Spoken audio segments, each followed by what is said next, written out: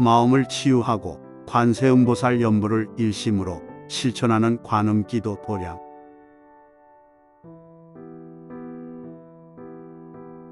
빛나는 수행의 길, 밝은 지혜로 참된 나를 찾는 광명사.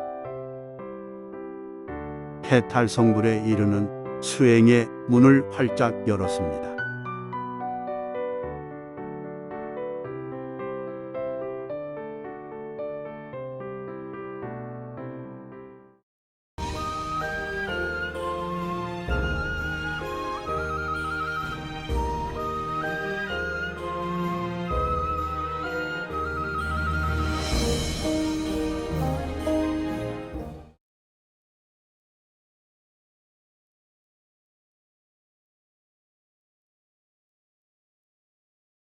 목타임 맞춰서 새해 큰절을 올려야 되는데 앉아서 반배 인사, 합장 인사 올리겠습니다.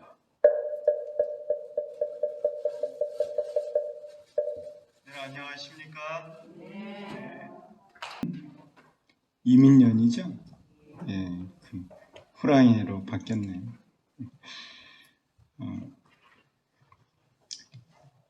제가 불교 수행도 호랑이처럼 용맹하게 해야 돼요. 정말로. 그 서가모니 부처님이 그 서가열의 행종이 속에는 그 호랑이띠로 나와요. 서가모니 부처님 띠가 무슨 띠냐 하면은 호랑이띠, 호랑이띠.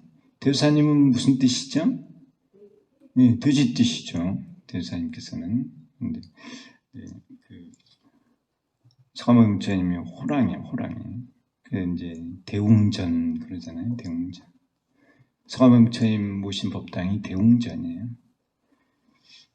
그래 이제 그런 대영웅의 의미는 모든 번뇌, 마구니를 이겨내신 분이다 하는 거예요.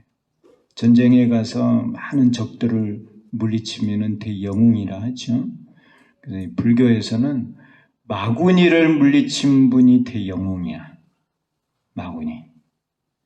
그래서 마구니를 물리친 것을 상징하는 게 불교에서는 뭐냐 하면은 번이에요, 번. 여기 광명사에도 번이 어디 모셔져 있죠? 번 아세요? 깃발. 이제 그 번이 적을 많이 무찔러서 그 위용을 나타낼 때 번을 쓰는 거예요. 이 깃발이죠. 승리의 깃발. 이 법화경에도 번이 나와요. 우리가 나중에 이제 분별공덕품이나 이런 데 가보면은 많은 보살들이 번을 들고 범천까지 올라갔다는 그런 내용들이 나와요. 그 이제 수행 계위를 의미하는데, 적을 물리쳐서 이제 단계 올라가는 거죠. 이 번, 그 위용을 나타내는 게 번이에요, 번. 그래서, 이 서가모니 부처님의 그런 위용을 번을 통해서 나타내는 거예요. 부처님의 위용을. 어쨌든 여러분들도 이 새해 이민년에 용맹정진을 하세요. 용맹정진. 그래서 빨리 다 마구니들을 물리치고 빨리 불도를 이루어서 또 많은 사람들을 제도하세요. 제도. 여러분들이 해야 돼요. 누가 하겠어요? 내가 요즘 세상 이렇게 흘러가는 세태를 보면서 참 고쳐야 될 게 너무나 많구나. 저 위에서부터 아래까지. 저 사람들을 뭘 가지고 고치겠느냐는 거예요. 부처님 법을 가지고 고쳐야 돼요. 부처님 법을 바르게만 안다고 하면 저렇게 살지 않을 건데 그런 생각이 하는 거거든요. 앞으로는 사회를 이끌어가는 사람들은 반드시 부처님 법을 배워서 부처님 법을 실천해야 돼요. 그래야 앞장서서 나갈 수 있어요. 남들을 이끌어갈 수 있어요. 여러분들은 꼭 이 불법을 바르게 알아서 많은 대중을 이끌어가는 그런 훌륭한 사람이 되세요. 그러려면은 호랑이처럼 용맹정진하셔야 돼요. 이해하셨나요?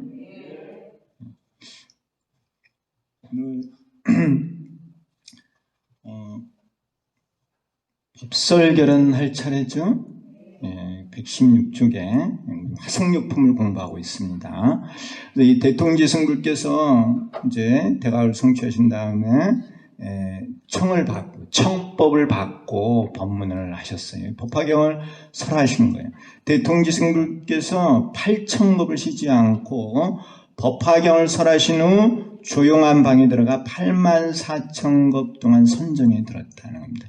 이 선정에 드는 동안 이제 속가에 있으면서 왕으로 있으면서 왕자를 16명을 낳았죠. 그 왕자들이 하나씩 올라가서 법화경을 설하게 됩니다.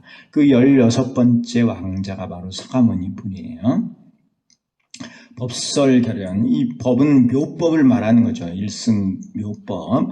일승묘법을 설하는 그 인연을 맺는다 하는 겁니다. 그걸 법설결연이라고 하는 것이에요. 이때 16보살은 대통지승불의 아들들이에요. 중생에게 법화경을 설하는 인연을 맺게 된다. 대통지승불께서 방에 들어가 선정에 머무시는 84,000급 동안 16보살은 각각 법자에 올라 널리 법화경을 설하였다. 각각 500만억 나유타 항아사 등 중생을 제도하였다. 이 16보살 그 각각이 500만억 나유타 항아사 등 중생을 제도한 거예요. 그래서 이 서가모니 부처님도 이들을 제도하신 거예요. 이때 인연을 맺어서 제도를 시작을 하셨다는 거죠. 대통지승불께서 84,000급이 지나서 삼매에서 일어나시어 법자에 나아가 앉으셔서 대중에게 말씀하셨다. 16보살이 설한 경법을 믿고 수지하여 비방하지 않는 자는 부처님의 지혜를 얻을 것이라고 하셨다는 겁니다. 이제 대통지승불께서 이렇게 선정에 드는 사이에 16그 아들들이 올라가서 하나하나 제1번부터 제16번까지 법화경을 설하신 거예요. 그런 다음에 이제 대통지승불께서 선정에서 나와서 그 16왕자가 설한 것은 거짓이 없다는 거예요. 사실이다. 틀림이 없다는 것을 부처님께서 증명을 해주시는 거예요. 증명. 거짓이 없다는 거. 이게 너무나 중요한 거죠. 그러니 이 16왕자가 설한 것을 잘 믿고 받아들여서 그대로 실천한다고 하면은 부처님의 지혜를 얻을 것이다. 부처가 될 것이라고 하는 증명을 내려주시는 거예요. 이때 이후 117쪽입니다. 이때 이후 16보살은 항상 법화경을 즐겨 설하였다. 각각의 보살이 교화한 600만억 나유타 항아사 등 중생은 세세로 이들 보살과 함께 태어나 법화경을 듣고 신뢰하였다는 겁니다. 그래서 이제 대통지승불 때 만나서 법화경을 서로 가르치고 배웠어요. 그리고 나서 이제 세세로 다 죽고, 중생도 죽고 태어나고 보살들도 또 죽고 태어나는 거야. 이렇게 세세로 만나면서 계속해서 법화경을 가르치고 배우는 인연을 맺는다는 거예요. 수많은 생을 그래서 법화경을 가르치고 배우고 그러면서 법화경을 잘 알게 되는 거죠. 그래서 이렇게 보면은 법화경을 배운다는 게 참 쉽지 않다는 것도 알 수 있습니다. 교재 117쪽이에요. 그래서 이렇게 16보살과 그들의 가르침을 받는 중생이 인연을 맺어서 법화경을 가르치고 배우는 그 인연을 맺어서 쭉 이어져서 언제까지 이어졌느냐? 서가모니 부처님께서 영축산에서 법화경을 설하실 때, 그때 법화경을 듣는 제자들은 이때 인연을 맺어서 법화경을 들은 그런 제자들이다 하는 거예요. 지금 16보살은 모두 무상보리를 이루어 시방의 국토에서 현재 설법을 하고 있다. 이들 16보살이 각각 다 성불을 하셔서 부처가 되셨고, 그들이 또 계속해서 법화경을 가르치고 있다는 거예요. 제16번째가 서가모니 불로서 사바국토에서 무상보리를 이루었다. 서가모니 불은 오로지 법화경을 설하며 세간에서 이승으로 멸도에 들지 않으며 오로지 일불승으로 멸도에 든다. 이게 무슨 말이냐면 이승은 성문승과 영각승이에요. 성문승과 영각승은 공의 진리를 깨달아서 다 끝났다, 멸도했다 이렇게 생각을 하는 거야.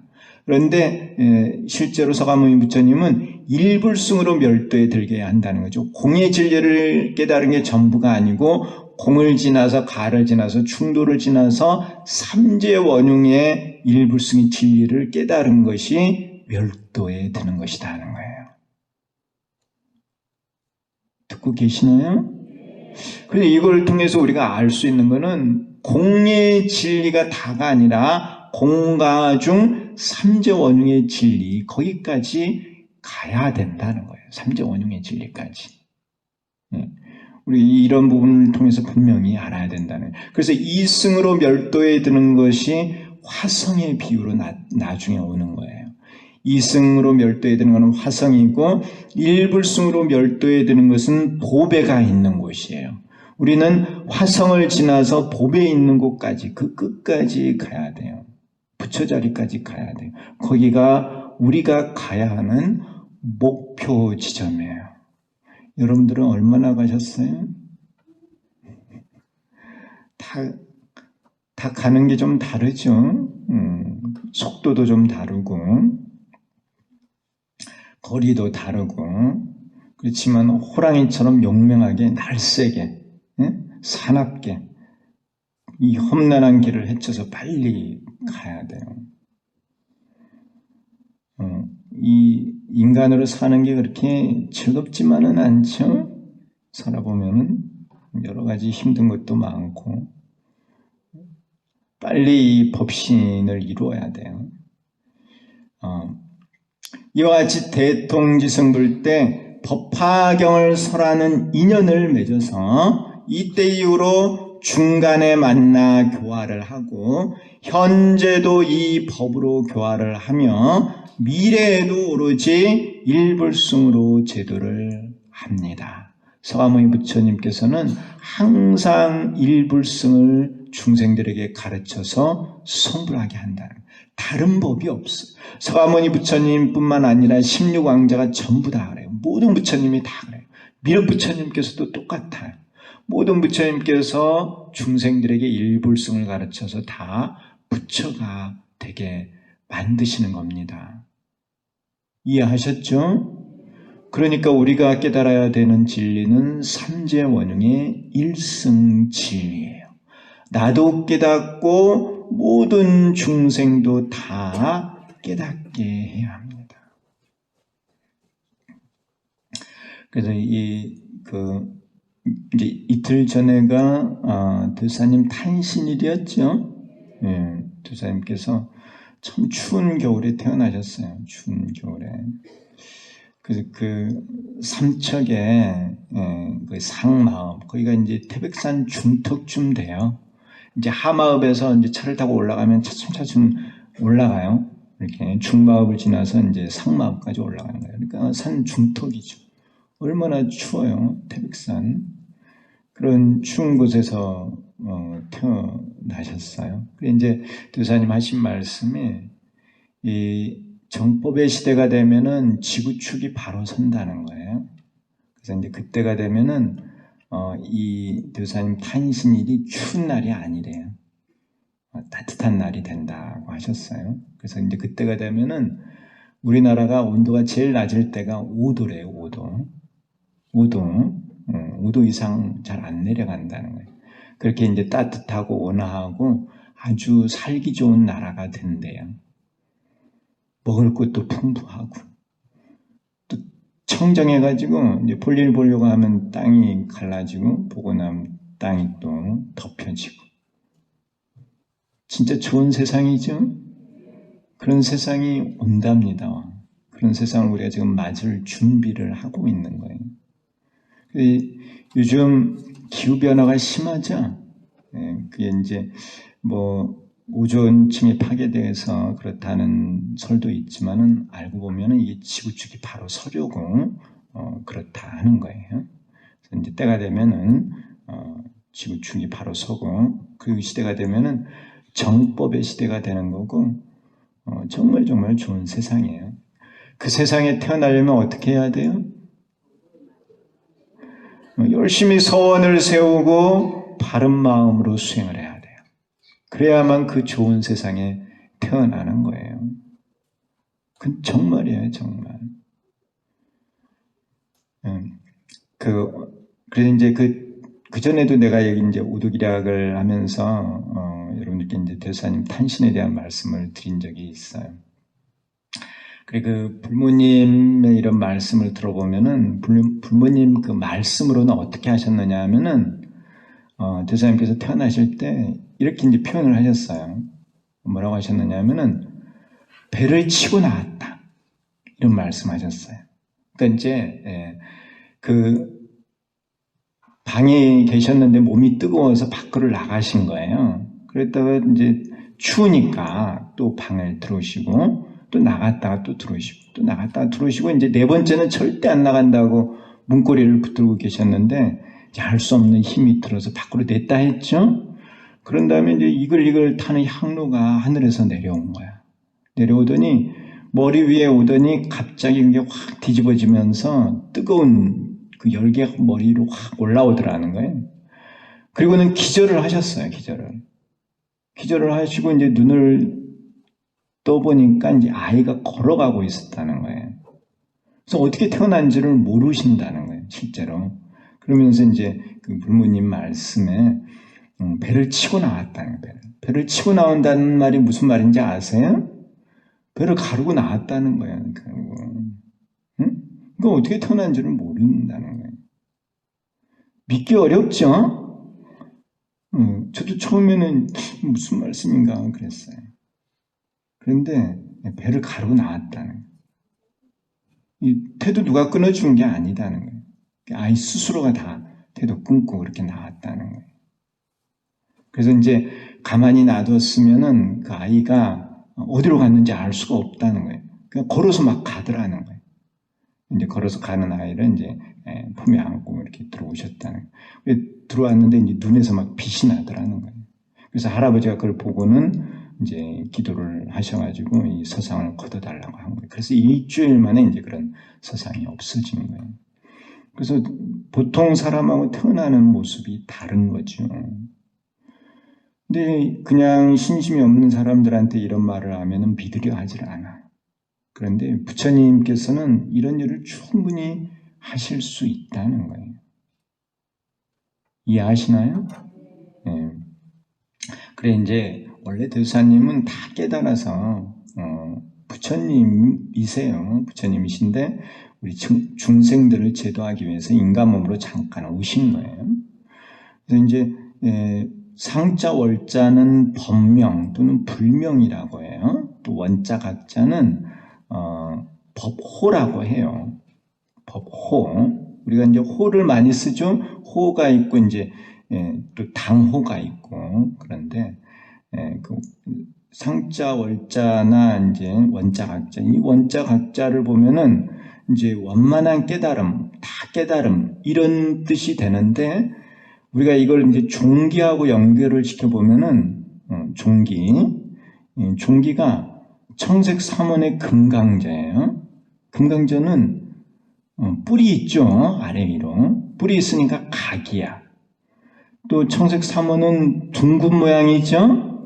원을 세 개를 한 자리에 놓아서 삼재 원흉을 표현한 거예요. 그럼 이걸 종기하고 연결을 시켜보면은 삼원육각이야.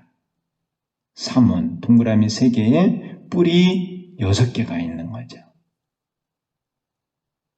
이해하시나요? 네, 그래 이 삼원은 이제 삼재 원흉의 진리를 말해요. 그러니까 공리 진리가 다가 아니고 삼재 원흉이 진리예요.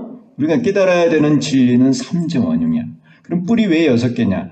뿔 위로 3개는 내가 다 깨닫는 거야. 뿔 3개가 있어야만 삼재 원흉을 다 깨달아요. 아래로 3개는 뭐냐면은 중생을 깨닫게 하는 거야. 그래서 내가 깨달아야 되는 게 3개, 그 삼재 원흉이고, 또 아래로 뿔 3개는 중생을 깨닫게 하는 거야, 깨닫게. 그래서 이제 대사님께서는 자각각타를 하신 거죠. 인간 세상에 오셔가지고 당신께서 삼자원흉의 진리를 다 깨달으셨고 또 중생들을 가르쳐서 삼자원흉을 깨닫게 하신다는 거예요. 그게 이제 이 원자 각자의 의미예요. 이해하셨나요? 이제 늘 이렇게 대사님 탄신일이 되면은 저는 늘 이제 구인사에 있으면서 그런 생각을 해요. 대사님께서 이 사바세계에 오신 뜻이 뭔가? 우리들에게 무엇을 가르치려고 하셨는가? 우리들이 나아가야 될 방향을 어떻게 제시하셨는가? 이런 거를 늘 이제 생각을 하는 거예요. 우리가 이런 거를 잘 알아야 된다는 거예요.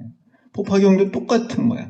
그 원, 청색, 삼원, 그것이 일승 진리를 말해요. 그게 바로 일승법이에요. 그 일승 진리를 깨닫기 위해서는 뿔 3개, 깨달음이 3번이 있어야 돼. 사실은 이제 공가중을 한순간에 깨달아야 되는 거예요. 그 뿔이 3개죠. 다른 중생도 깨닫게 해야 되는 거예요. 자각각타를 해야 되는 거죠. 우리가 해야 되는 거예요. 교사님께서는 이제 그렇게 하셨다는 거예요.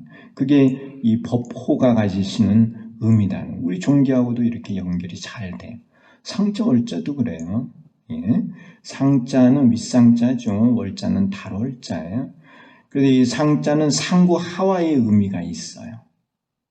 금강절을 상징하는 거죠.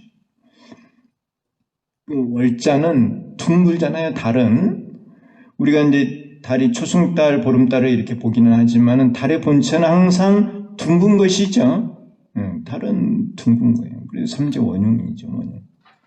원이지 원. 그래서 이제 상자는 상구물의 하와 중생을 의미하는 황색 금강저의 의미가 있고, 달월자는 삼재원흉의 의미가 있다는. 너무너무 연결이 잘 되지 않아요? 이해는 하시나요? 제 말씀. 대사님께서 이렇게 그 호를 가지고도 또 그 법명을 가지고도 우리들을 가르치려고 하셨다는 거예요. 구인사에 가보면은 대사님께서 해놓으신 게 다 의미가 있어요. 의미 없는 게 하나도 없는 거예요. 구인사 건물 이름도 다 각각의 의미가 있어. 우리 여기 광명사도 이 사찰 이름도 그냥 지어진 게 아니다는 거예요. 다 의미가 있는 거예요. 자, 부처님께서 가르치시는 것은 오로지 일불승이고 우리는 이 일불승을 배워서 부처가 돼야 돼요. 이 일불승의 진리가 바로 삼재원흉의 진리라는 것을 내가 누차 강조를 하는 거예요. 공이 아니다는 거예요. 공은 하나의 과정일 뿐이에요. 그래서 이 부처님께서, 서가모니 부처님께서 중생들에게 삼재원흉의 진리를 처음 가르치는 인연을 대풍지승불 때 맺었고, 그때 이후로 부처님께서는 늘 아시는 거죠. 근데 중생은 죽었다가 태어나면 전생을 기억을 못해. 그러니까 부처님께서 가서 또 가르치고, 또 가르치고, 계속해서 가르쳐요. 언제까지? 성불할 때까지 가르친다.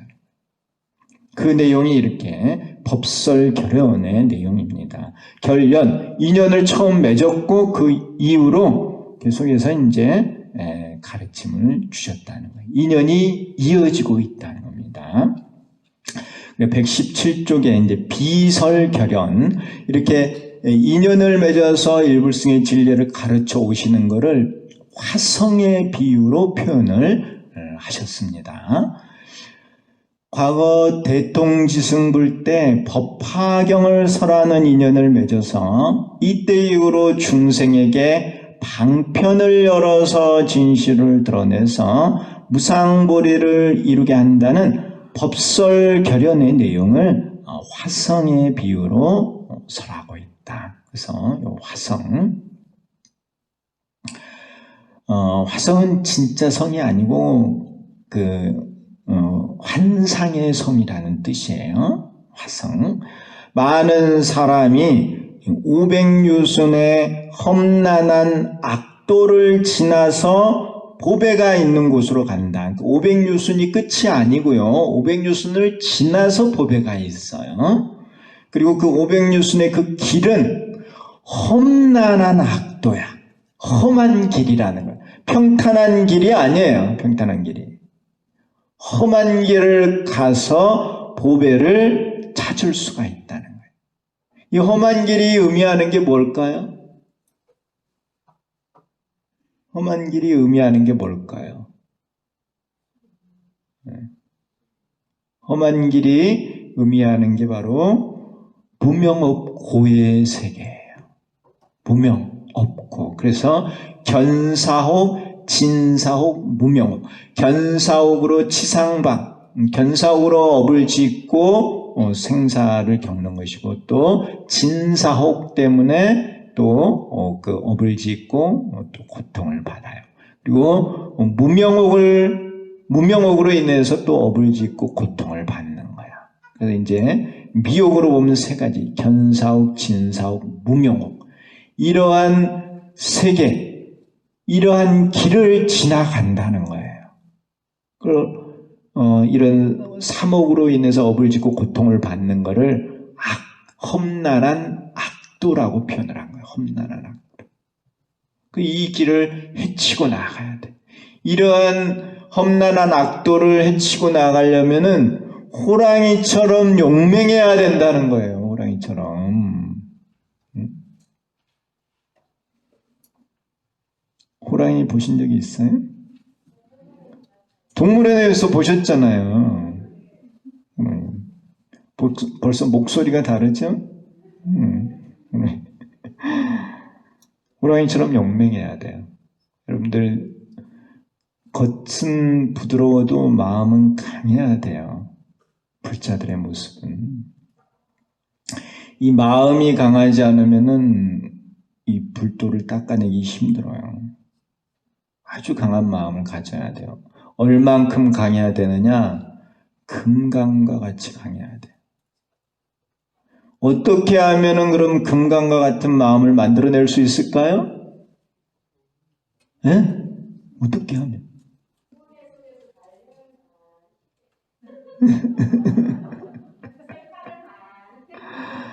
예, 세파를 많이 견뎌야 되겠죠. 예. 제가 이제 드리고자 하는 거는 방법이에요. 물론 맞아요. 뭐 틀린 말씀은 아니에요. 여러분 그 명검 아세요? 명검? 칼 있잖아요. 칼 명검을 만들려면은 뭘 많이 해야 되느냐면 담금질을 한 다음에 많이 두들겨 패야 돼요. 세게. 그래야 이 강한 칼이 만들어져요. 많이 맞아야 돼요. 맞아야 강해지는 거예요. 이게 이제 담금질을 하면은 이게 그 안에 이런 게 이제 부풀어요. 그 부풀었을 때 이걸 때리면은 조밀조밀해지는 거야.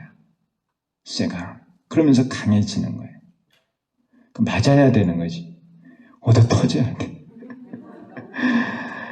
불교도 이런 험난한 길을 가야 돼. 가다 보면은 이제 수마에 당해가지고 이제 골아 떨어지기도 하고, 또 번뇌마에 흔들려가지고 마음이 이리 흔들리고 저리 흔들리고.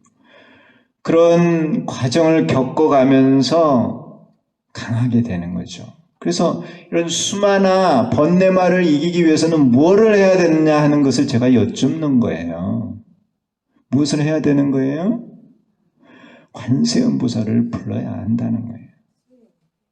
관세음보살을 부르는 것이 내 마음을 강하게 만드는 법이라는 거예요. 그 대수사님께서 오도의 개송에서 이 말씀을 하신 거야. 오도의 개송에서 어디 부분이 이 말씀이시냐 하면은 진성호가 금강되니 부처님의 힘이로다. 이런 말씀하신 적이 있어요. 오도의 개송에서 진성호가 금강되니 부처님의 힘이로다. 이 진성이 관세음보살이에요. 진성호, 관세음보살의 명호죠. 그 관세음보살의 명호를 열심히 부르면은 마음이 금강이 된다는 거예요. 금강이 돼서 마구니를 다 이겨낼 수 있다는 거예요. 이겨낼 수 있어요. 이 관세음보살의 수행법이 익은 원통이에요. 익은 원통. 익은 원통을 통해서 수능엄정이라고 하는 선정에 들어가는 거야. 이 수능엄정이 어떤 것에도 흔들리지 않는 선정이에요. 가장 강한 선정을 수능엄정이라고 그래요. 이 수능엄이라는 말이 수람가마라는 말이에요. 튼튼하다, 강하다, 세다 이런 뜻이에요. 견고하다. 그래서 관세음보살님이 귀로 소리를 들으면서 그런 견고한 마음자리를 만들어낸 거예요. 금강과 같은 마음, 금강. 금강산매에 드는 거죠. 순응엄정은 금강산매라고도 해요. 관세음보살님의 수행법이 그렇다는 거예요. 우리도 이렇게 관세음보살님의 명호를 부르면서 어떠한 마구니에도 흔들리지 않는 마음자리를 만들어내야 돼요. 그와 같은 마음자리에서 모든 마구니를 물리치고 우리가 원하는 목표에 도달할 수 있다는 거예요. 그게 이제 진성어가 금강되니 부처님의 힘이로다. 이런 말씀이에요. 또 교사님께서 이 험한 산천, 이 험한 악도라고 이렇게 법화경에 되어 있는데 또 뭐라고 하셨느냐면 오두계송에서 험한 산천 저버리고 중생제도 다 해보자. 이런 말씀이 있어요. 오두의 계송에 험한 산천 저버리고 중생제도 다 해보자. 험한 산천을 지나가서 중생들을 다 이끌어서 법에 있는 곳에 도달하게 하자. 이런 뜻이에요. 바로 여기서도 지금 서가모니 부처님께서 중생들을 제도해서 법에 있는 곳으로 이끌어가는 거거든요. 대사님의 이런 오도의 개성이나 이 법화경의 내용이 너무너무 연결이 잘 되더라는 거예요. 내가 이렇게 이제 법화경을 공부를 해보니까 그런 대사님의 오도의 개성을 읽어낼 수 있었다는 거예요. 그리고 여러분들도 법화경 공부를 하셔야 돼요. 법화경 공부는 하루아침에 이렇게 할 수 있는 그런 내용은 아니에요. 여기도 보세요. 얼마나 많은 생을 서가모니 부처님께서 제자들을 만나서 법화경을 가르치는 거예요. 수많은 생을 법화경을 배워야 돼요. 근데 여러분 너무 걱정 안 하셔도 돼요. 여기 이제 우리가 나중에 여기 500제자 수기품에 가보면은 500제자 수기품에도 비유가 하나 나오는데요. 그게 이제 개주유라는 비유가 있어요. 개는 묶을 개자예요. 주는 구슬 주자예요. 이제 술 취한 친구에게 보배 구슬을 꿰매줘요. 그리고는 이제 부자 친구는 외출을 하는데 이 친구가 잠에 들었다가 깨어나 보니까 이제 친구가 없어. 그래서 이제 가난하게 살다가 그 친구를 만나는 이러한 내용이 나오는데 잠깐 잠을 잤다가 깨는 게 이제 죽었다가 다시 태어나는 거예요. 여러분들이 이 한 생을 살고 또 이제 다음 생에 또 몸 받아서 와야죠. 잘 살아야 인간 몸 받아요. 근데 이렇게 죽었다가 다시 태어나는 게 잠시 쉬는 것처럼 그렇다는 거예요. 그래서 빨리 또 사람 몸 받아서 이 또 법화경 공부하고 관세음보살 열심히 불러서 그렇게 이렇게 살아서 이제 성불을 하는 거예요. 그런데 이 한 생을 바르게 살지 못하고 악업을 많이 짓잖아요. 그러면 잠시 잠자는 게 아니고 가서 지옥 가서 이제 화탕에도 들어갔다 와야 되고 좀 힘들게 그렇게 지내다 와야 돼요.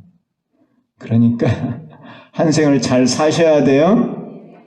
지옥은 있어요, 없어요? 있어요, 있어.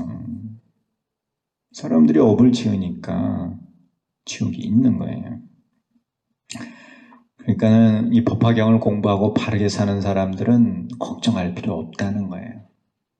금방 몸 바꿔서 올 수 있어요. 열심히 공부해야 돼요. 자, 이와 같이 대통지승불 때 법화경을 설하는 인연을 맺어서 이때 이후로 중간에 만나 교화를 하고 현재도 이 법으로 교화를 하면 미래에도 오로지 일불승으로 제도를 한다. 비설결은 이제 가보죠 참. 과거 대통지승불 때 법화경을 설하는 인연을 맺어서 이때 이후로 중생에게 방편을 열어서 진실을 드러내서 무상불의를 이루게 한다는 법설결연의 내용을 화성의 비유로 설하고 있다. 많은 사람이 500유순의 험난한 악도를 지나 보배가 있는 곳으로 간다. 이 험난한 악도는 무명업 고의 세계고 보배가 있는 곳은 바로 무상불의 무해탈 무한 생명이 있는 곳이에요. 그러니까 악도를 지나면은 바로 무상불의 무해탈 무한 생명의 이 보배가 있는 곳으로 갈 수 있다는 겁니다. 근데 이 길을 지나가야 돼요. 지나가지 않고는 거의 도달할 수가 없어. 험한 길을 가야 돼요. 험한 길을 지나가야 된다는 거예요. 이겨내야 한다는 거예요. 이겨내. 자, 이 길을 잘 아는 도사가 그러니까 이 미혹을 잘 깨는 법을 아는 사람이 바로 부처님이시죠. 수행법을 가르치시는 이 길을 잘 아는 도사가 사람들을 인도하여 가다가 그들이 피곤해하므로 험난한 길을 가야 되니까 얼마나 힘들겠어요. 앉아서 관세음보살 부르는 게 쉬운 것은 아니잖아요. 이제 피곤해하므로 300유순의 거리에 방편으로 화성을 만들어 쉬게 한다는 거예요. 300유순의 거리예요. 300유순의 거리에 휴게소가 하나 있어요. 근데 진짜 휴게소가 아니고 가짜 화성이야, 화성. 변화로 이렇게 만들어낸 그런 성이에요. 그래서 여기서 1유수는 당나귀가 하루 가는 거리라고 말씀을 드렸어요. 그러니까 300유수는 300일을 가는 거죠. 그래서 이제 낮은 살아있는 거고 밤은 이제 죽은 거예요. 그래서 이제 죽었다가 태어나고 죽었다가 태어나고 이렇게 300번을 했다는 게 이런 비유의 의미입니다. 300생을 살아서 300유순을 가는데 이 300유순이 공을 깨달아서 도달하는 거예요. 견사옥을 깨서 도달하는 데가 이 300유순이에요. 400유순이 진사옥을 깨서 그래서 가를 깨달아서 도달하는 데가 400유순이에요. 그리고 500유순은 무명옥을 깨서 중도를 깨달아서 도달하는 곳이 500유순이에요. 그 중도를 지나서 삼재원용, 공과중, 즉공, 즉가, 즉중 이 삼재원용이 있는 곳이 바로 보배가 있는 곳입니다. 우리는 거기까지 가야 돼요. 그래서 이제 300유순, 사람들은 이제 공의 진리에 대한 말을 많이 하죠. 그렇지만 공의 진리는 중간에 이 화성밖에 안 돼요. 끝이 아니다는 거예요. 사람들이 휴식을 취하여 더 이상 필요하지 않으면 곧 화성을 없애고 말하기를 보배가 있는 곳이 가까우며 이 화성은 참된 것이 아니라 임시로 만든 것이라고 하여 이끌어 간다. 그래서 참된 것은 진실이요, 임시로 만든 것은 방편이에요. 방편. 그래서 임시로 만든 이 방편에 의해서 진실을 얻을 수가 있는 거예요. 그래서 방편을 열어서 진실을 드러낸다. 그것을 객관, 현실 이렇게 표현을 하는 거예요. 그래서 이 이제 화성에서 쉰다고 하는데요. 공의 진리를 깨달으면은 바로 이렇게 쉬는 것과 같아요. 모든 게 다 공하니까. 그런데 이 공에 안주하면 안 돼요. 그러한 상태에서 중생제도의 마음을 일으켜야 돼요. 서원을 세워서 중생제도에 나서야 돼요. 그런데 그거는 쉬운 것은 아니에요. 내 하나 제도하기는 쉬울 수 있어도 모든 중생을 다 제도한다는 건 참 쉬운 일이 아니에요. 남을 가르치는 게 참 어렵죠. 네. 내 마음 바꾸는 건 내가 열심히 노력해서 바꿔가면 되는데 남의 마음을 바꿔서 이끌어간다는 건 쉬운 게 아니다. 지혜가 있어야 돼. 지혜. 이 진사옥을 깨면은 그런 능력이 생겨난다는 거예요. 도종지가 생겨서 남을 제도해 갈 수 있다는 것입니다. 자, 이러한 화성의 비유로 방편을 열어서 진실을 드러내는 개현, 개사면일, 개현을 설하고 있다. 그래서 숙세는 과거세예요. 숙세에 인연을 맺은 중생들에게 법화의 개연으로 인도하고 있습니다. 자, 화성의 비유는 제3비유품의 화택 3거의 비유와 제2방편품의 석가장의 객원현실의 내용과 연결될 수 있습니다. 그래서 제가 이렇게 표로 그려 놓았습니다. 그래서 방편품의 이제 약송, 개송이죠. 그리고 비유품의 이제 총비, 그리고 화성유품의 도사비. 이 도사는 이끌어가는 사람이에요. 길을 안내하시는 분, 이렇게 비유로 되어 있고, 그리고 또 그 방편품의 광송과 비유품의 별비, 화성유품의 이제 장도비, 이제 이 길을 이끌어가는 비유, 이렇게 표로 만들어 보았습니다. 그래서 방편품에서는 이제 서가모니 부처님께서 3개 오셔서 그 불도를 가르치죠. 중생들에게. 그래서 이 중생들은 오탁팔고를 겪고 있고, 그래서 이들을 가르쳐서 삼승 행인이 되게 하고, 나중에는 이제 일불승으로 인도하는 것이죠. 그래서 어쨌든 방편품의 이 석가모니 부처님께서 비유품에서는 이제 장자, 부자로 나오죠. 그러니까 아이들의 아버지로. 그리고 화석유품에서는 길을 안내하는 도사로서 등장을 하십니다. 그리고 방편품에서 3계, 욕계, 색계, 무색계, 육도의 세계죠. 지옥, 축생, 악의, 아수라, 인간, 천상. 이 3계로 표현이 되어 있는데, 비유품에서는 이제 큰 500명이 사는 집으로 표현이 되어 있고, 화석유품에서는 500유순으로 표현이 되어 있어요. 그래서 이 무명으로 업을 짓고 고통을 받는 곳이죠. 그리고 이제 불도, 방편품에서는 불도로 표현을 했고, 비유품에서는 문이 하나다는 거, 일문. 그리고 화석유품에서는 이제 보배가 있는 곳으로 이렇게 비유가 되어 있고요. 그리고 방편품에서 중생, 태어나고 죽는 것을 반복하는 중생. 그리고 비유품에서는 500명이 살고 있는 거죠. 그 집에서. 그래서 500인으로. 그리고 화석유품에는 이제 여러 사람들, 그 보배를 구하는 여러 사람들로 이렇게 비유가 되어 있어요. 방편품에 오탁팔고, 고통이죠. 비유품에서는 불이 일어난 거예요. 불이 일어난 것으로 비유가 되어 있고, 화석유품에서는 험난 악도비, 험난한 길을 간다는 것이죠. 그래서 험난한 길을 간다는 거, 무명업고를 헤치고 가야 한다는 거예요. 삼승행인, 성문승, 영각승, 보살승의 수행자죠. 비유품에서는 30명의 아들들로 표현되어 있고, 화석유품에서는 보배를 찾는 사람들, 유다중비로 이렇게 표현이 되어 있습니다. 그래서 이제 또 이제 광송, 방편품의 광송, 부처님께서 이제 오탁을 보시는 거죠. 겁탁, 중생탁, 견탁, 번뇌탁, 견탁, 중생탁, 명탁, 겁탁, 오탁입니다. 부처님께서 오탁을 보시는 거고, 그건 이제 비유품에서는 그 아버지가 불을 본 거죠. 집에서 이제 불이 난 것을 본 것이고, 화석유품에서는 이제 사람들을 이끌어 가는 것입니다. 자, 그리고 방편품에서는 그 침대 시소, 대승을 버리고 이제 소승을 베풀었다. 방편을 썼다는 것이죠.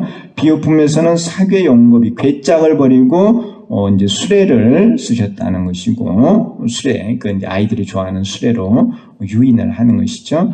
화석유품에서는 이제 중간에 사람들이 자꾸 피곤해 하니까 가려고 해요. 그만두려고 해요. 그래서 이제 화성을 만들어서 쉬게 했다는 그 비유로 되어 있고요. 방편품에서는 이제 진실의 모습을 보였다. 실상을 보이셨다. 여기 이제 비유품에서는 아이들에게 똑같이 대배국어를 주었다는 비유로 표현이 되어 있고, 화석유품에서는 화성을 없애고 보배 있는 곳에 이르게 했다는 그 보배 있는 곳이죠. 그곳이 바로 우리가 도달해야 되는 곳이고, 방편품에서는 부처님께서 나는 법왕이다 하고 표현을 하셨고, 비유품에서는 나는 그 아버지는 허망하지 않다. 아버지가 이제 수레가 양근 없고 우거가 없는데 있다고 소리치신 것. 그것은 방편을 쓰신 것으로 허망하지 않다는 이런 비유의 내용이었습니다. 그래서 이렇게 표로 하나로 이렇게 한번 정리를 해봤습니다. 그래서 우리가 이러한 것을 통해서 알 수 있는 것은 우리는 대배국어의 일불승을 타야 하는 것이고, 그 일불승의 수레를 타고 어디에 도달을 해야 되느냐? 보배에 있는 곳에 도달해야 된다. 바로 삼재원흉의 진리를 깨달아서 무상불이 무해탈 무한 생명을 이룬 그 보배에 있는 곳에 도달해야 한다는 거예요. 보배라는 게 가치가 있는 것은 바로 변하지 않기 때문에 그래요. 그래서 무상불이 무해탈 무한 생명은 더 이상 변하지 않는 그런 보배다 하는 거예요. 우리는 그 자리에 가기 위해서 열심히 수행, 닦아서 가는 거예요. 우리가 뭘 해야 되는지는 이제는 좀 이해하시죠? 우리가 뭘 해야 돼요? 보배를 얻어야 돼요, 보배. 바로 이제 삼재원흉의 진리를 깨달아야 한다는 것이죠. 그래서 보배를 어떻게 해서 얻을 수 있어요? 관세음보살을 열심히 불러서 내 마음을 금강으로 만들어서 보배를 얻는 거예요. 그 보배를 다른 데서 구할 필요가 없어요. 보배는 어디 있어요? 여러분들 마음속에 다 있잖아요. 근데 여러분들이 진짜 보배야. 왜요? 왜요? 열심히 법화경 공부하고 있으니까. 변하지 않고 이렇게 공부하고 있으니까. 변하지 않으니까 보배인 거예요. 진짜 보배예요? 네. 사람도 그렇잖아요. 변하지 않는 사람은 보배라고 해요. 변하지 않으니까. 여러분들도 그런 사람이 꼭 되세요. 근데 사람들은, 이제 중생들은 욕심이 많고 어리석고 하니까 잘 변하죠. 그런데 이제 대우사님께서 뭐라고 하셨느냐 하면은, 변하지 마라. 변하면 쓸 수 없느니라. 절대 변하시면 안 돼요. 대의, 이제 화성유품의 대의입니다. 부처님께서 진점겁전에 대통지승불 때 보살로 있으면서 중생에게 법화경을 설하는 인연을 맺어서 지금까지 이어지고 있음을 밝혔다. 세세로 이들 중생과 함께 태어나 삼승의 방편을 열어서 일승의 진실을 드러내는 법화경을 설한다. 늘 이렇게 부처님께서는 방편을 써서 진실을 드러내십니다. 교화를 받은 중생은 법화경을 신해하여 믿고 이해하여 무상보리를 이룹니다. 신해를 꼭 해야 돼요. 믿고 이해해야 돼요. 세세로 이어지는 교화에 대해 화성의 비유로 설하였습니다. 그래서 이 인연이, 이 생을 바꿔가면서 인연이 이어지고 있다는 거예요. 길을 잘하는 도사가 사람들을 인도하여 500유순의 험난한 악도를 가는데 중간에 화성을 만들어 쉬게 한 다음 보배가 있는 곳에 이르게 한다. 이 화성은 변화하는 것이고요. 보배는 변화하지 않는 거예요. 부처님의 세계는 변화하지 않는 거예요. 그러니까 화성과 이 보배가 지금 대비가 되고 있죠. 그래서 화성은 방편이고 방편은 쓰고 버리는 것이니까 보배는 변하지 않는 것이야. 이렇게 이제 서로 대조가 되고 있는 거죠. 그래서 이 험난한 악도를 가려면은, 험난한 악도는 무서워요, 무서워. 그렇지만은 내가 강해져야 돼요. 그런 악도를 가야 되니까. 강한 마음을 가지고 나아가야 돼요. 무섭다고 피하고, 두렵다고 안 가고 그러면 안 돼요. 그럴수록 더욱더 믿음을 가지고 앞으로 나아가야 돼요. 제가 그때 언제 한번 이대큰 스님 수행에 대해서 말씀드린 적이 있죠. 혼자 밤에 저기 신성봉 밑에 뭐 가지러 갔다 오셨다고. 그 말씀 드린 적이 있죠? 또 기억 안 난다 그러시지 말고. 대사님께서 이제 이대큰 스님한테 긴이 쓸 때가 있으니 그 신성봉 밑에 가서 해골을 가져오너라. 그런 거예요. 근데 조건이 있어요. 밤에 가는데 혼자 가고 절대 불빛을 들고 가지 마라. 혼자 조용히 갔다 오너라. 다른 사람 같으면 아마 못한다고 도망갔을 거예요. 근데 이제 이대큰 스님께서는 대사님 말씀 한 번도 거역해 보신 적이 없다는 거예요. 그래서 이제 그 자루를 하나 들고 혼자 험난한 악도를 걸어가시는 거예요. 그 예전에 그 60년대나 뭐 그쯤 되는 거예요. 응? 얼마나 오래, 그 산에 아마 호랑이도 많이 있었을 것 같아, 지금 생각해보니까. 소백산 호랑이가 있었겠죠. 근데 그 이제 신선봉 밑에 그 이제 전쟁 때 사람들이 죽어서 거기에 이제 이렇게 쌓아놓은 거예요. 그 이제 해골이 있는 거죠. 그 구인사에서 그 낮에 가도요, 거의 2-3시간이 걸려요. 그 예전에 이제, 저도 그쪽으로 이렇게 가보고 했는데, 근데 밤에 아무도 없이 혼자 가야 되니까 얼마나 무섭겠어요. 그런데 그런 무서움을 감수하고 두렵죠. 무섭고 두렵고. 그래도 가시는 거예요. 왜? 대사님이 시키시니까.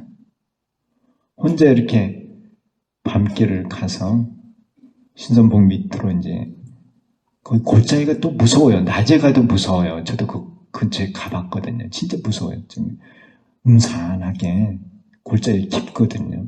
낮에 가도 무서운데 밤에 혼자 갔으니까 얼마나 무섭겠어요. 그런데도 이제 가셔가지고 가보니까 이제 있더라는 거예요. 그래서 이제 해골을 담아가지고 자루를 지고 또 산을 올라서 이제 또 터벅터벅 내려오는 거야. 들고 오는데 뒤에서 소리가 나겠죠. 해골 부딪히는 소리. 등골이 오싹오싹 하겠죠. 그래 이제 가지고 와서 이제 저택 앞에 가서 대사님께 필요한 것 가져왔습니다. 이렇게 말씀을 드리니까 대사님께서 갑자기 막 호통을 치시더라는 거예요. 내가 언제 그런 거 가져오라고 했느냐. 빨리 다시 제자리에 갖다 놓으라. 하늘이 무너지는 것 같죠. 진짜 다른 사람 같았으면 다 도망갔을 거예요. 근데 이대큰 스님께서는 표정 한번 안 바뀌시고 그걸 그대로 들고 또 터벅터벅 갔다 오셨다는 거예요. 그 정도 마음이 돼야지 깨달음을 이룹니다. 이해하시나요? 험난한 악도를 가는 거야. 수행의 길이라는 거는. 그리고 이제 근기가 높으신 수행자들을 보면은 대체로 혼자 수행을 하세요. 혼자.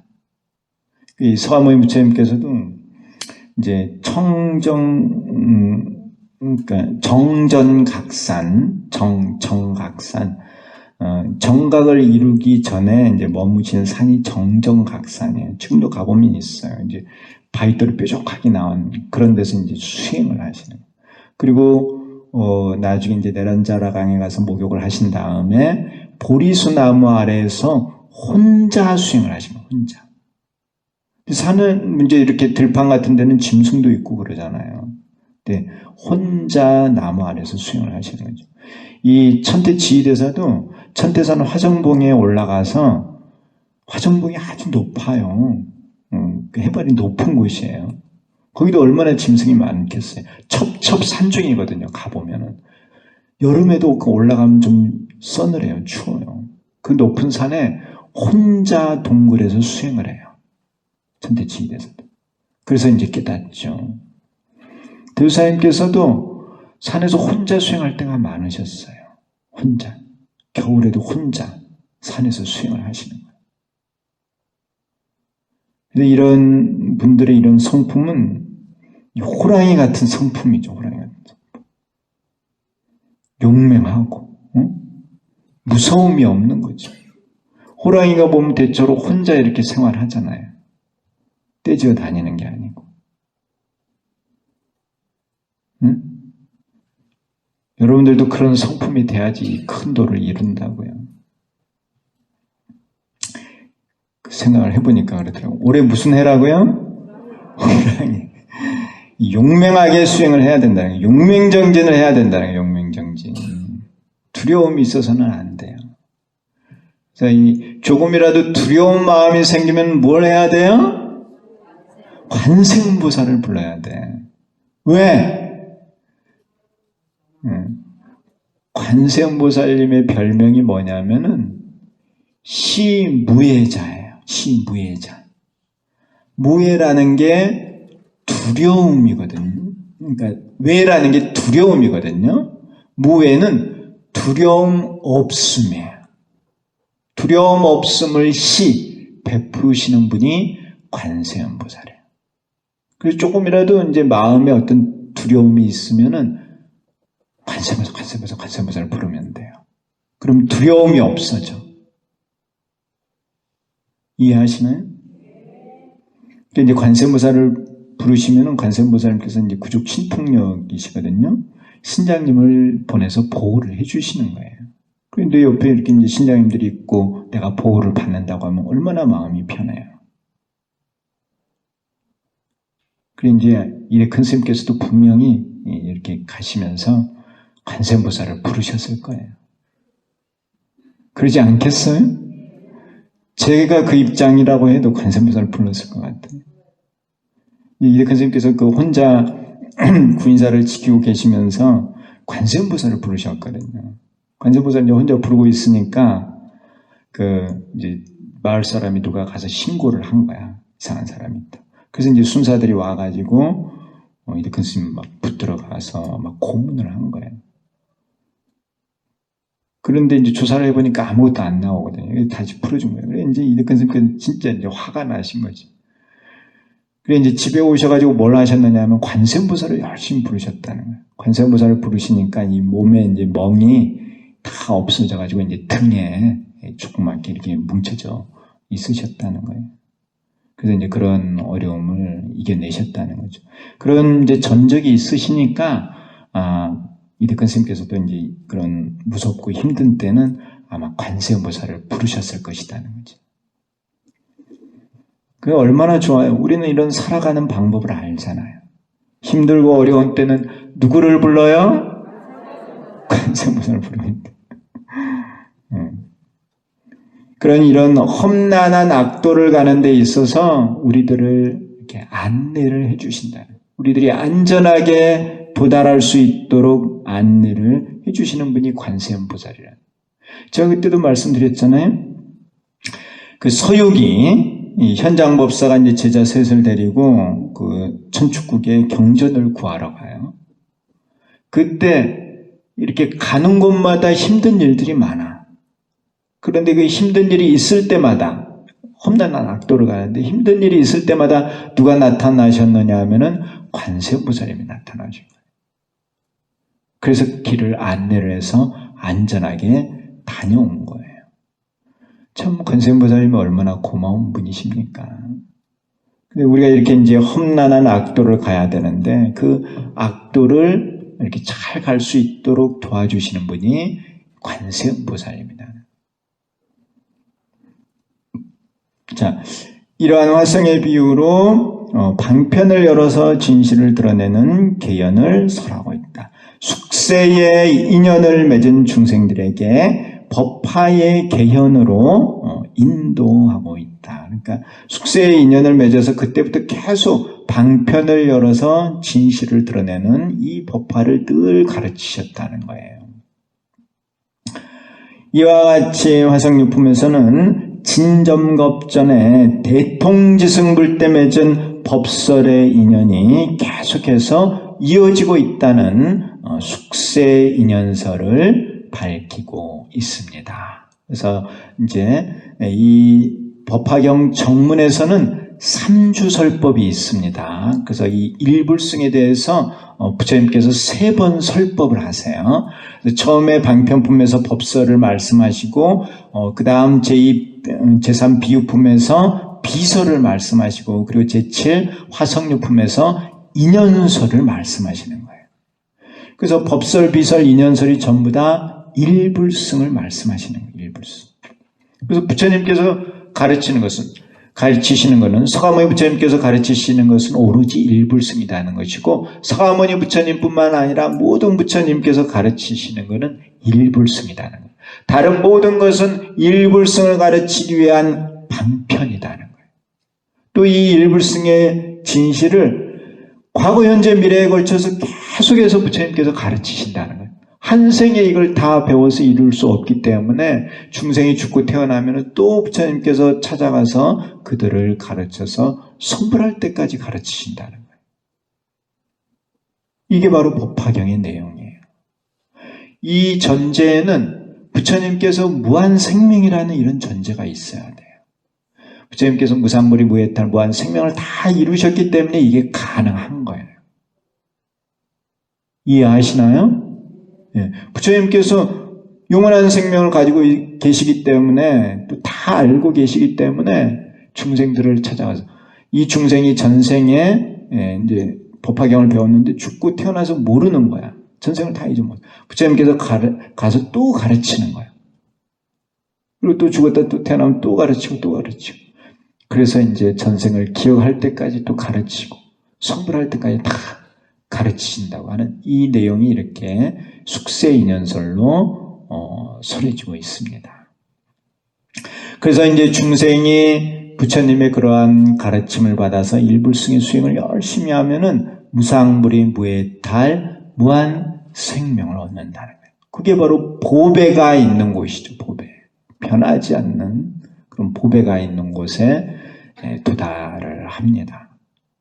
그래서 이 보배가 있는 곳에 도달하는 그러한 곳이 어디냐? 무한 생명을 얻게 하는 그곳이 어디냐? 그곳이 어디라고요? 구인사다는 거예요. 구인사. 그러니까 구인사가 좋은 곳이에요. 이 지구상에서 가장 좋은 곳이라고 했죠. 왜?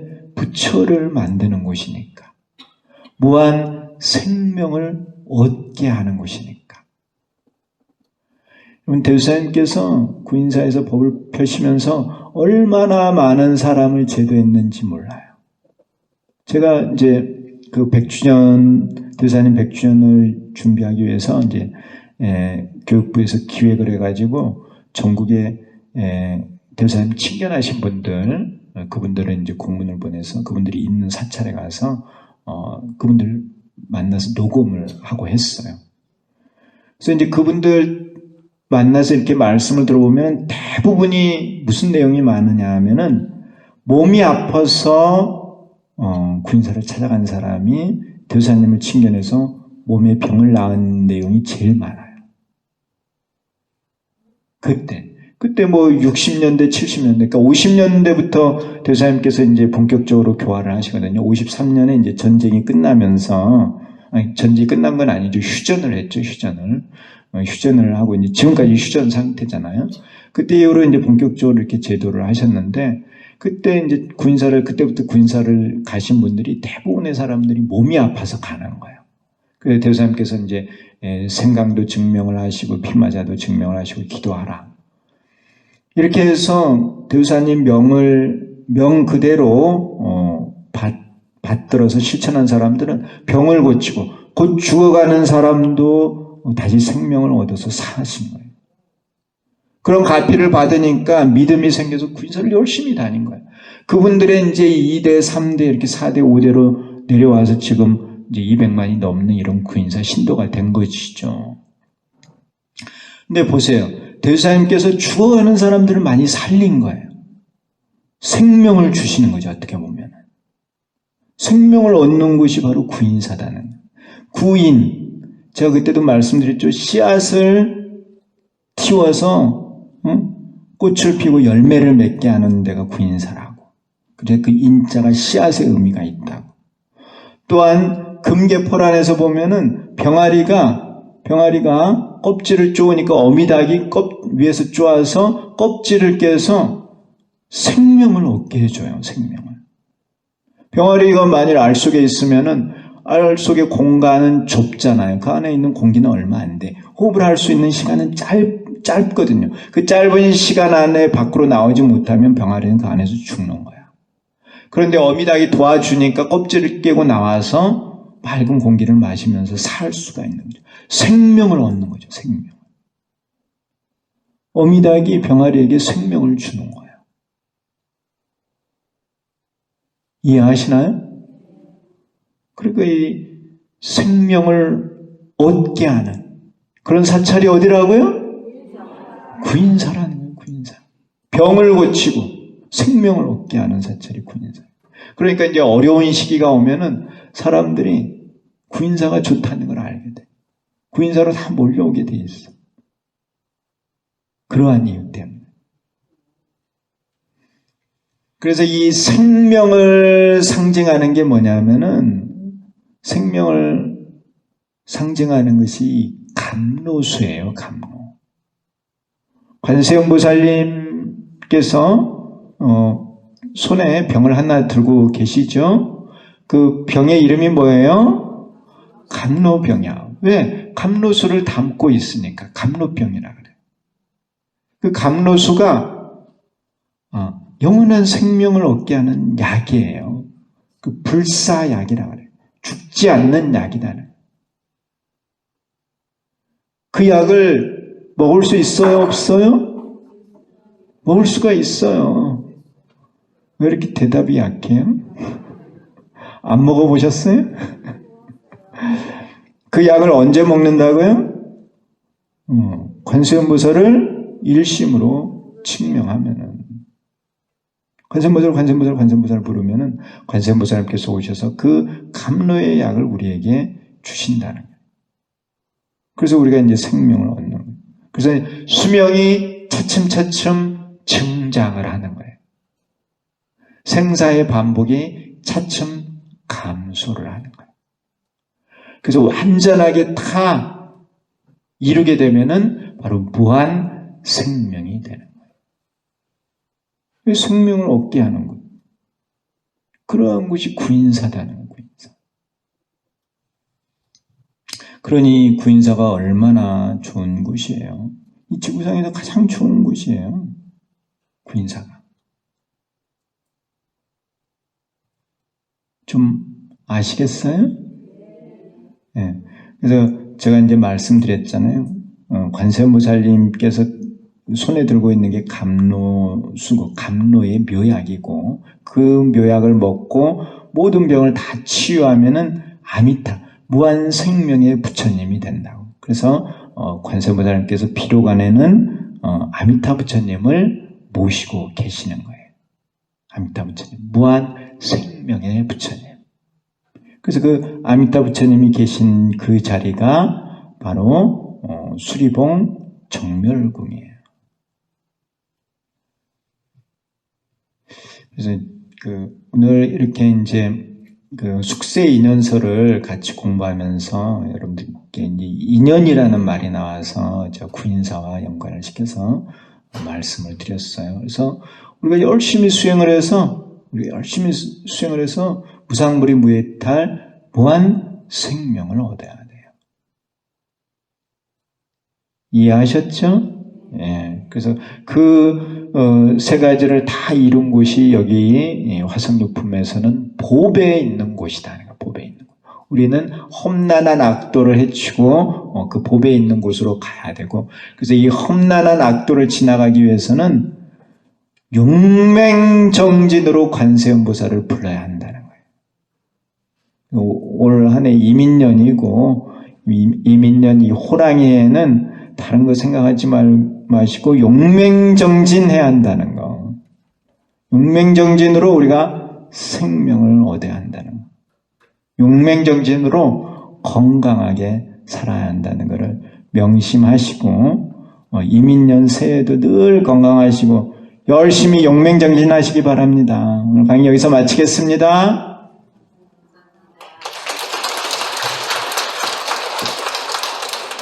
이민년 새해를 맞이와 첫 강의를 저희들이 들었습니다. 늘 우리 올 한 해에도 우리 법사님께서 건강하시고 계속해서 저희들 법화경 강의를 해 주실 것을 믿으며 좋은 강의 해주신 우리 법사님께 큰 박수 한번 부탁을 드리겠습니다.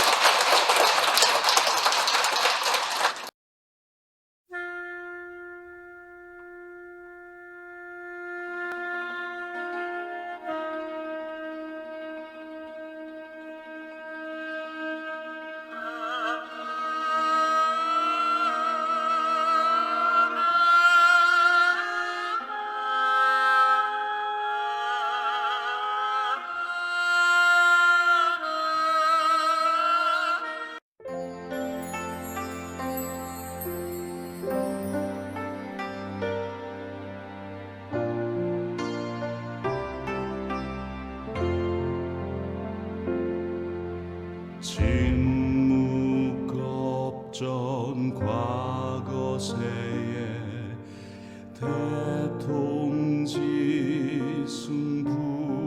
승부처님 법의 북을 울리시고 감로의 문 여시어 온 세상의 광명로와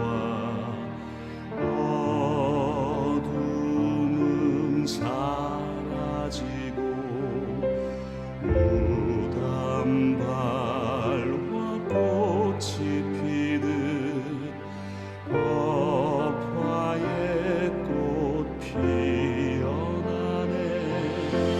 한량 없는 세월부터 거룩한 인연이 있어 부처님 자비로운 교화의 길 함께 건네 착한 공덕 중생들과 두루두루 함께하여 모든 생명 행복하게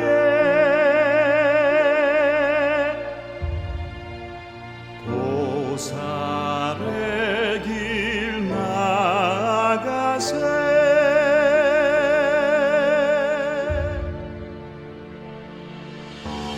오직 한 길 보살의 길 멀고도 험하지만 지혜로운 인도자를 만났으니 다행이라. 보배의 성 찾아가다 잠시 쉬는 환상의 성 포기하고 지친 이들 위로하고 힘을 주네. 가세 가세 어서 가세. 게으름은 죽음의 길. 우리가 가야 할 곳 연꽃 피는 불국정터. 서로 힘을 합쳐 당겨주고 밀어주며 부지런히 정진하여 진리의 성 향해 가세. 부지런히 정진하여